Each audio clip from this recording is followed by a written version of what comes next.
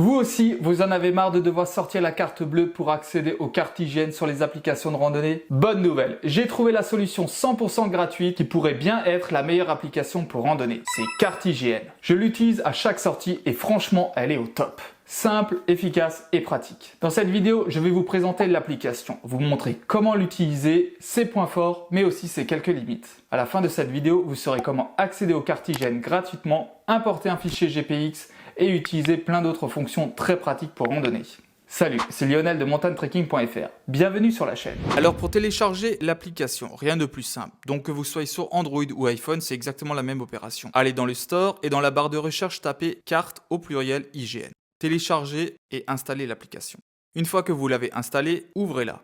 Vous arriverez directement sur la page d'accueil, où vous trouverez les différents outils. Donc en haut de l'application, on retrouve la barre de recherche. Ici, vous pouvez entrer un lieu ou une adresse. On peut par exemple taper ici Chamonix, et vous tomberez directement sur le centre de Chamonix. Ensuite, on retrouve plus bas, au niveau de la barre de recherche, on a les filtres. Donc les filtres, ça permet en fait d'afficher des centres d'intérêt, comme les communes, les hébergements, les restaurants, les services publics et les transports. Ensuite, on retrouve en dessous l'icône des cartes. Donc ici, vous pouvez accéder à différentes cartes qui sont disponibles dans l'application. Il y en a 24, dont la carte plan IGN, les photos aériennes, la carte IGN, la carte Topo 25, ainsi que bien d'autres. Les cartes qui nous intéressent le plus ici sont bien la carte IGN et la carte Topo 25. Alors pour sélectionner une carte, rien de plus simple, il suffit juste de cliquer sur la carte de votre choix et elle s'affichera directement. Si vous voulez afficher en mode plein écran, il suffit juste de cliquer sur l'icône au-dessus de la cible. Pour vous localiser au niveau du GPS, cliquez sur l'icône en forme de cible qui permet de vous localiser sur la carte, ce qui est plus simple pour se repérer et suivre une trace GPX. Pour terminer, en bas de l'application, on retrouve d'autres fonctionnalités. Donc on a la fonctionnalité Explorer, se déplacer, comparer, enregistrer et on a l'échelle de la carte. Donc pour la fonctionnalité Explorer, elle permet en fait de découvrir les points d'intérêt autour de vous, donc d'afficher votre position et la partager avec vos proches, de créer un point de repère sur la carte. Ensuite, on retrouve la fonctionnalité Se déplacer, qui vous permet de calculer un itinéraire depuis votre position ou dans notre point de départ, et aussi de tracer un parcours point par point. Nous le verrons un petit peu plus tard. Ensuite, vous avez la fonctionnalité Comparer. Donc cette fonctionnalité est très utile pour obtenir plus d'informations sur le terrain et le relief. Personnellement, je l'utilise souvent pour mieux visualiser le terrain en comparant la carte IGN et la carte satellite. Pour l'utiliser, cliquez sur l'icône Comparer, puis sélectionnez les cartes. Ici, je vais comparer la carte plan IGN avec la carte satellite. Donc vous pouvez soit la comparer horizontalement, soit verticalement ou en superposition. Ensuite, on retrouve la fonctionnalité Enregistrer. Donc dans ce menu, vous retrouverez tous vos parcours de randonnée enregistrés dans l'application. C'est également ici que vous pouvez importer une trace GPX. De plus, vous y trouverez aussi les cartes téléchargées sur votre smartphone. C'est idéal lorsqu'on veut randonner et qu'on n'a pas de réseau. Alors pour créer un itinéraire dans l'application, comment on fait? Donc c'est simple, on recherche déjà notre destination dans la barre de recherche. Ici, on va aller au Grand Ballon dans les Vosges. Donc cliquez sur Se déplacer, puis sur Tracer un itinéraire. Sélectionnez le mode de déplacement en cliquant sur le bouton Saisie guidée. Vous avez le choix soit à pied ou en véhicule. Vous pouvez aussi utiliser le mode de saisie libre, mais je vous le déconseille car ça trace que des lignes droites. Ensuite, cliquez sur la carte pour mettre votre point de départ. Ici, je vais choisir le parking du Grand Ballon. Puis cliquez sur votre destination.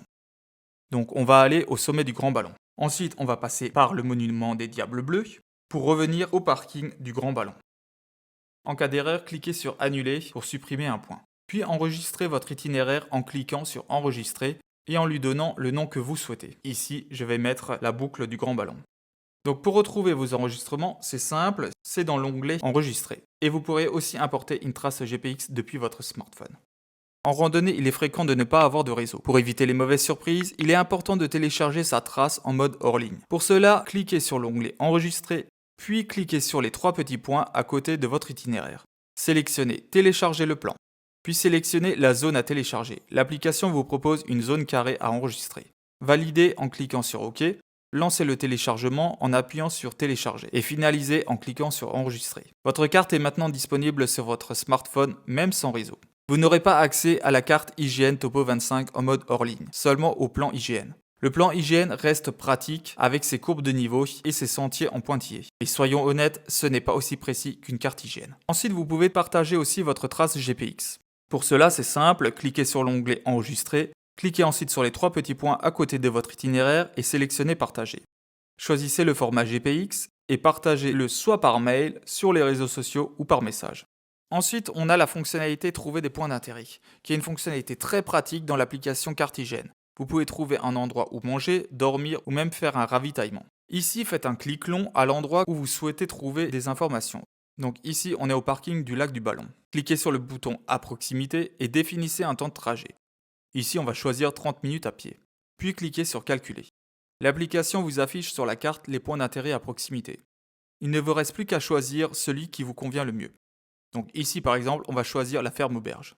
Cliquez sur le point d'intérêt, comme la ferme auberge, et vous trouverez en plus les coordonnées GPS, l'altitude, le site internet et même le numéro de téléphone pour réserver. C'est vraiment au top. Alors ensuite, pour s'y rendre, c'est simple, cliquez sur S'y rendre et l'application recalcule l'itinéraire pour vous y conduire. Choisissez votre point de départ et cliquez sur Calculer. Ensuite, il vous suffira juste de suivre le tracé sur la carte pour arriver à destination. Dans ce cas-là, à la ferme auberge. Alors, une autre fonctionnalité très intéressante, c'est la fonctionnalité de partager sa position. C'est pratique en cas d'urgence. Mais attention, n'oubliez pas qu'il vous faudra du réseau pour que le partage fonctionne correctement. Sinon, cela ne sera pas possible. Donc pour partager sa position, cliquez sur la carte à l'endroit où vous vous trouvez. Par exemple ici, je me situe au lac du Ballon. Appuyez pour placer un repère à cet endroit. Descendez et choisissez le bouton Partager. Vous pouvez ensuite partager votre position de différentes manières, soit sur les réseaux sociaux, soit par mail ou soit par SMS, ce qui peut être très utile en cas d'urgence. Alors pour moi, l'application Cartigène est la meilleure application gratuite pour la randonnée. Son principal inconvénient est l'impossibilité de télécharger la carte hygiène sur votre smartphone. Mais le plan hygiène reste une bonne alternative. On se retrouve la semaine prochaine pour d'autres conseils rando. Salut!